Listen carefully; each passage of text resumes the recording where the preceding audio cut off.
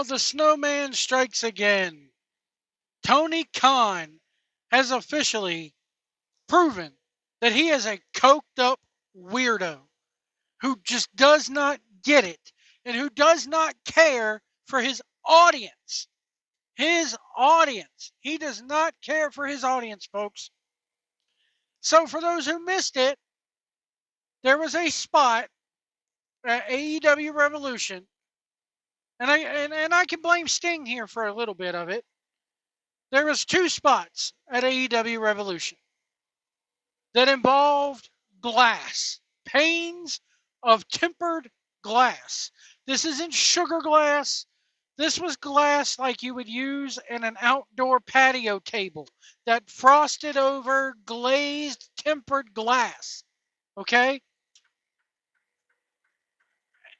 These had to have been Darby Allin's idea. Okay? This is probably Darby's idea. Khan says as much in the statement that I'm about to read. And it's very telling to me how this man sticks up for this guy and his lunacy, his idiocracy, but yet does not mention not one word about a key point with this spot. Now, I'm going to read this statement here. I'm coming to you live from the road, by the way, if you hear thumping in the background. Trying to park the truck so I can read this to you guys, because this has caused me to pull over on the side of the road or in a rest area. No, nothing like that's going on inside the rest area. But Tony Khan, when asked about the Darby's glass panel spot from the match, has received criticism. While speaking to TV Insider, Tony Khan says it has to be something safe. Whenever a wrestler comes in and wants to try something especially dangerous, I just want to know if there is a safe way to do it. Now, let me ask you guys. You saw the spots. They were probably both. And Sting is to blame for some of this. I'm not letting Sting off the hook. I'm not letting the Young Bucks off the hook. I'm damn sure not letting Tony Khan off the hook. You saw the spots. The first one, okay. That was okay. It happened outside the ring, on the side where the ramp was. But the second one, well, we'll get to that second one. Let me continue reading more of this article here. Darby Allin, every time he has ever had an idea for a wild high spot or a crazy move, he has had a rationale and plan. Darby doesn't take these things lightly. Nobody would have attempted the amount of crazy, wild, death-defying stunts Darby has done in his tenure and made it this far unless they are a methodical, organized planner. Dude, you're the boss. Stunts? I hate that word being used in wrestling. Pro wrestling is not a stunt show. Pro wrestling is not a series of stunts. This is not, we're not on the set. We're not making movies, pal. This infuriates me. This guy's the boss. In Darby's case, going back to the article, in Darby's case, he's fanatical about finding a way to pull off the impossible and do these incredible, seemingly death-defying stunts. Why are you allowing this, dude? He goes on. He always has a rationale for why he is able to do it. That's what impresses me, the way Darby plans his matches and his biggest moves. All right, so, again, this second spot was not safe. They knew it wasn't going to be safe. I blame Sting, I blame the Young Bucks, and I blame Darby, because you know Darby's the mastermind behind all this. When they hip toss Sting into a pane of glass and 3/4 of the damn shards off that glass go into the crowd, that's not safe. That's not rational. That's not a good way of doing a stunt. That's a failure. And I know people are going to go, well, Joe, nobody's come out and say that they've gotten hurt. Of course they're not, because the AEW fans are a bunch of fucking morons.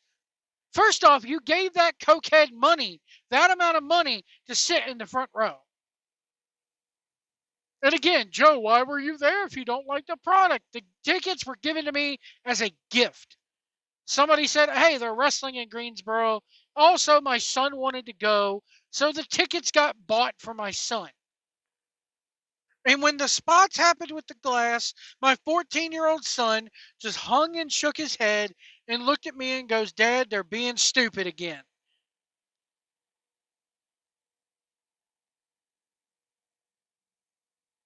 Rational, caring, safe. Those words do not apply when 3/4 of a pane of tempered glass gets shattered and sent into the front row with excessive force.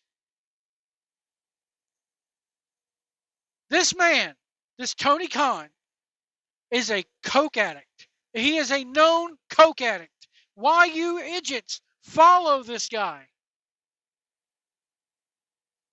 I watched the episode before and the episode after the Revolution show. They were the first episodes of AEW Dynamite I had watched fully in months because it's ran by a coke addict. Yes, I don't care if he sues me for slander. Tell him to. You are a known coke addict. There are, during the COVID era, when they were getting these damn wrestlers renting out entire floors of hotel rooms for days at a time down there in Jacksonville, it was known that there was known drug parties going on. Nobody's eyes just automatically bulged like that in real life. And this guy does not have the decency. He doesn't have the balls to say no to someone. He's got to go get his lawyers and Brian Danielson, whatever he's called this week.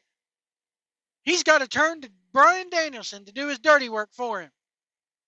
Because he's got to be friends with everybody. He can't grow a goddamn set of nuts and tell someone no. Or tell somebody don't do this. No wonder they're having to beg and plead TNT. No wonder TNT is going to sign them to a new deal because they own a portion of the company. That's the only reason. If TNT, if Warner Brothers Discovery or Max or whatever they're called this minute, did not have an ownership stake in that company, they would be gone. You've put fans' lives in danger. You've put their well-being at risk by not telling your wrestlers no.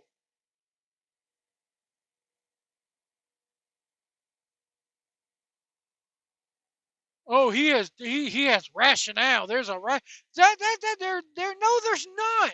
There is no reason for that bullshit in professional wrestling these days. Unless you're at a Jim Bob's Hardcore Wrestling in Paducah, Kentucky. And even then, Kentucky doesn't want it. They drove out Ian Rotten's IWA Mid-South for the same shit. The State Athletic Commission of Kentucky. Kentucky. The people of the Athletic Commission probably have 3 teeth in their head between them, but guess what they got? Brains.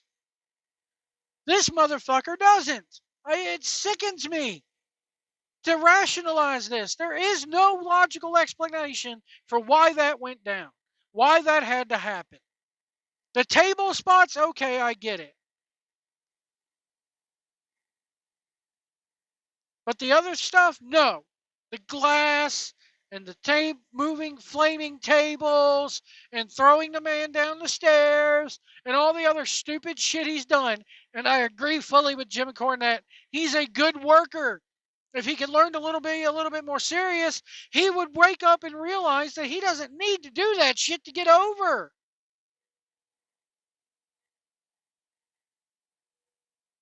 This man is out of control, and he needs to just shut it down.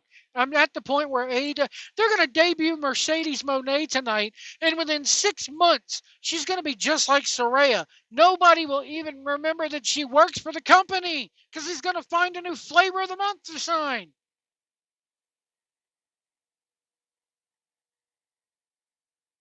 Anyway, folks, I got to get off here. I'm driving to St. Louis today. I got to go do my job. We'll see you down the road.